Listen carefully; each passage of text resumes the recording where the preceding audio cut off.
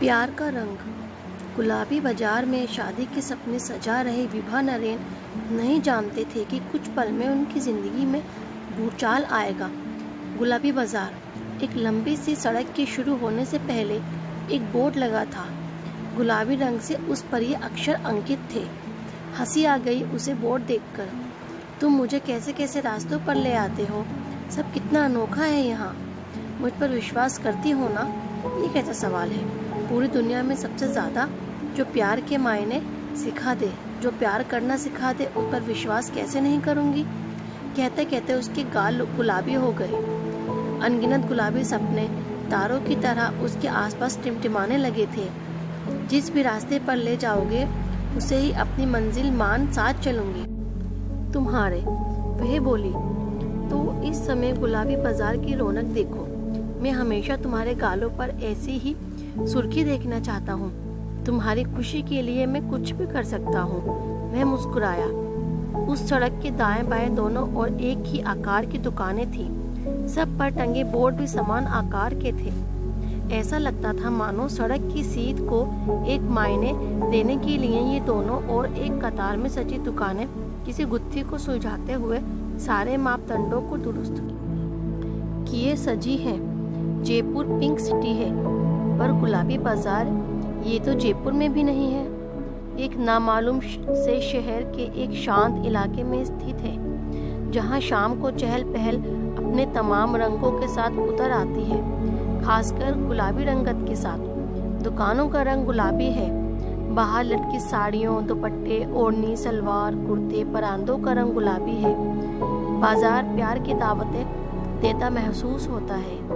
वह उसका हाथ थामे चल रही है इसी गुलाबी बाजार में। उसकी आंखों में ढेर सारे गुलाबी सपने हैं। ये सपने उसके प्यार के कारण ही तो पल रहे हैं। उसके भीतर वह बहुत प्यार करता है उससे, और वह भी तो दिलो जान छिड़कती है उस पर। जानती हो विभा, ये इश्क करने वालों को बाजार है।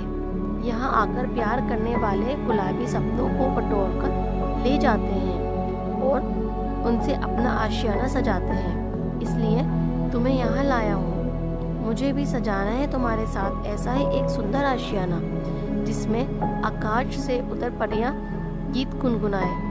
ऊपर आसमान से ताकते सितारे हमें देख ऐसे शर्माए कि उनकी चमक से हमारी जिंदगी रोशन हो जाए। शायर नहीं हो, पर बातें कहते नहीं शेर पढ़ते लगते हो। इंजीनियर साहब, कहाँ से बटोरते हो ऐसे अल्फाज? विभा ने पूछा।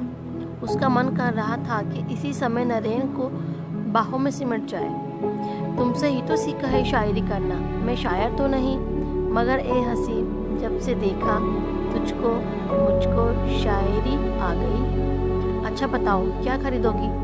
एक दुकान के सामने खड़े हो उसने पूछा। लहंगा चोली या चौड़े पायंचे वाली कढ़ाईदार सलवार और कुर्ता? जैसा ढीला ढाला कुर्ता तुम्हारी माँ पहनती है, मेरी जटनी। नरेन ने उसे छेड़ा। नहीं, मुझे तो चटक गुलाबी रंग की साड़ी लेनी है नरेन। मैंने सोचा तुम अपने पारंपरिक परिधान ही पहनना चाहोगी शादी में। पारंपरिक परिधान तो पहनूंगी, पर तुम्हारे रिवाजों के अनुसार।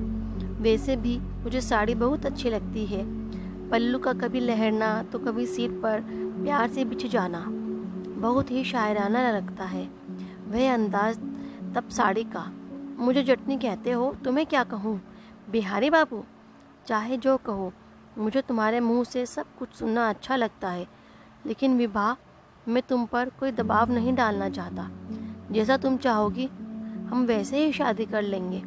तुम कहोगी तो हम तुम्हारे रीति रिवाजों से ब्याह कर लेंगे। तुम्हें एतराज ना होगा तो मंदिर में जाकर बस 7 फेरे ले लेंगे। मेरे लिए सिर्फ तुम मायने रखती हो, रस्मों रिवाज नहीं। नरेन ने उसकी आंखों में देखते हुए कहा। उसका स्वर भीगा हुआ था। मेरे लिए भी नरेन तुम ही सब कुछ हो।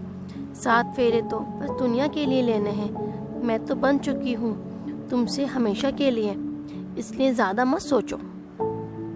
देख लेंगे क्या करना है। वैसे भी इस गुलाबी बाजार में लाकर तो तुमने जैसे मेरे एहसासों में भी गुलाबी सुरूर भर दिया है। कितना कुछ है खरीदने को यहाँ।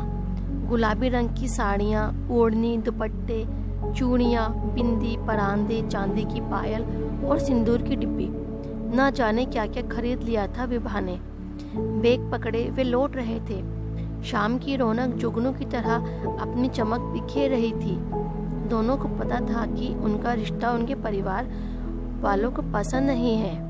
पता नहीं कौन उच्च है कौन नहीं, लेकिन जाति के नाम पर लड़ना सदियों से हो रहा है। लेकिन वे तैयार हैं इस लड़ाई के लिए और जीत कर ही रहेंगे। आखिर प्यार को कौन हरा पाया है? चाहे कुछ भी हो जाए, उन्हें कोई जुदा नहीं कर सकता है। तभी सड़क पर तेजी से दौड़ती मोटरसाइकिल उनके सामने आकर रुक गई। उसके पीछे पीछे एक कार भी अपने पहियों को रगड़ती वहां शोर मचाती ठहरी, मानो बाजार की रौनक में जलजला पैदा करने आए हों। विभा और नरेन अपने गुलाबी सपनों के साथ हाथों में हाथ डाले बेफिक्र से चलते चलते चौंक गए। उनके कदमों पर मानो पहरे लग गए हों। मोटरसाइकिल सवार ने नरेन को खींचा। कार से उतरकर एक हट्टे कट्टे नौजवान ने विभा को घसीटा। भाई छोड़िए, विभा चीखी। भैया छोड़िए, नरेन चिल्लाया। चुप, दोनों के कठोर स्वर निकले। घर चल, वरना यहीं काट कर फेंक दूंगा। कल ही तेरा ब्याह करवा दूंगा, चाहे किसी बूढ़े व्यक्ति को ही क्यों न लाकर खड़ा करना पड़े। बस हमारी जाति का होना चाहिए। तो यही सही, मार दीजिए मुझे, पर मैं नरेन के सिवाय अब और किसी के साथ शादी नहीं करूंगी। आखिर क्या बुराई है उसमें? विभा सड़क पर बैठ गई। मैं तेरी ही नहीं, तेरे इस आशिक की भी जान ले लूंगा। तू ही समझा इसे, वरना जान गवा बैठा देगा, अपनी भी और इसकी भी। विभा के भाई ने गरजते हुए नरेन से कहा। नरेन खुद को छुड़ाने की कोशिश करता बोला, विभा को खरोच भी नहीं आनी चाहिए। मेरे साथ चाहे जो कर लो। पर यह क्या? नरेन फिर चुपचाप मोटरसाइकिल के पास जाकर खड़ा हो गया, जैसे वह जाने को तैयार हो। विभा अवाक अभी भी सड़क के खुरदरेपन को महसूस करती वहीं बैठी थी। उसके गालों पर सुर्खी नहीं थी। नरेन उसे यूं बीच राह में छोड़कर जा रहा है। विभा का विश्वास डगमगाया। जाना ही था तो क्यों लाया था इस गुलाबी बाजार में उसे? क्यों भरे थे उसकी आंखों में एहसासों के गुलाबी सपने? दोनों तरफ सजी दुकानों पर सियाह रंग उतरता महसूस हुआ उसे। सपने तो सियाह ही होते हैं, तभी तो उन्हें रात में देखा जाता है। वे गुलाबी आखिर कैसे हो सकते हैं? फिर विभा ने अपने मन में आने वाले तमाम ख्यालों को झटका। वह नरेन पर अविश्वास आखिर कैसे कर सकती है? उसने नरेन की ओर देखा। उसकी आंखों में प्यार और आश्वासन दोनों थे। वे समझ गई उसके इशारे, उसकी आंखों की भाषा। अभी जाओ, इस समय इन दोनों के सिर पर खून सवार है। मैं तुम्हारी जान खतरे में नहीं डाल सकता। लेकिन विभा सड़क से उठी नहीं। उसका भाई लगातार उसे खींच रहा था। अचानक नरेन उसके पास आया। उसके बैग में से गुलाबी साड़ी निकाली, जिसके किनारों पर सुनहरे तार झिलमिला रहे थे, और उसे लहराते हुए विभा को उड़ा दिया। साड़ी का पल्लू आकर उसके सिर पर पिच गया। विभा ने लपेट लिया साड़ी को अपने से। वह उठी और लिपट गई नरेन से। उन दोनों पर लगातार वार हो रहे थे। गुलाबी बाजार उन दो प्रेमियों के प्यार का साक्षी बन उनकी आंखों में दर्द की गुलाबी सुर्खी भरता जा रहा था। सिर पर लाठी का प्रहार हुआ। दोनों सड़क पर गिर गए, एक दूसरे का हाथ थामे। गुलाबी साड़ी का पल्लू लहराया और दोनों के बेजान होते शरीर को ढक लिया।